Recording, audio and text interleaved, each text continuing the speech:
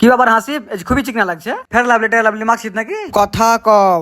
Room থেকে বেরিয়ে দেখি আজকের আকাশটা একদম মেঘে ঢাকা। ততক্ষণে প্রায় সকাল 9টা বেজে গেছে। তাই আর দেরি না করে ঝটপট গোসল করে সেরে নিলাম। ড্রেস পরে একদম রেডি হয়ে গেলাম। গরমটা এত বেশি পড়েছে যে এখন আর বিছানায় ওপর ঘুমানো যাচ্ছে না, তাই নিচে ঘুমিয়েছিলাম। ওঠার পর চাদর আর বালিশগুলো গুছিয়ে এক জায়গায় রেখে দিলাম। কয়েকদিন আগে জুতোটা পরিষ্কার করেছিলাম, কিন্তু এখনো ঠিক মতো গুছিয়ে রাখা হয়নি, তাই সুন্দর করে খাপের মধ্যে রেখে দিলাম। আবার কোথাও ঘুরতে বের হলে তখনই বের করব। একটু পারফিউম লাগিয়ে একদম রেডি হয়ে নিলাম। ঘড়ির দিকে তাকিয়ে দেখি তখন প্রায় 9টা 37 বাজে। তারপর নিচে টিউবওয়েলের কাছে চলে এলাম। দেখলাম আমাদের গাছের লেবুগুলো বেশ সুন্দর হয়েছে। এরই মধ্যে আবার একটা মিয়াও কোথা থেকে যেন হাজির হয়ে গেল। মুখ ধুয়ে রুমে ঢুকতে দেখি মিষ্টি রাখা আছে, আর এতক্ষণে অপেক্ষা করে লাভ কি, ঝটপট খেয়ে নিলাম। এরই মধ্যে দেখি ছোট্ট মিয়াওটা আবার বড় মিয়াওকে বিরক্ত করছে। ওদের কাণ্ড দেখে একটু হেসে ফেললাম। তারপর আয়নার একবার নিজের দিকে দেখিয়ে নিলাম। এরপর বেরিয়ে পড়লাম আরাফাতের দোকানের দিকে। তখন আকাশটা পুরো মেঘে ঢাকা ছিল। আরাফাতের দোকানে গিয়ে একটু বসলাম। ক্যামেরার দিকে তাকিয়ে বারবার নিজের মুখটাই দেখতে লাগলাম। এরপর বাড়ি ফিরে মোবাইল নিয়ে নিলাম।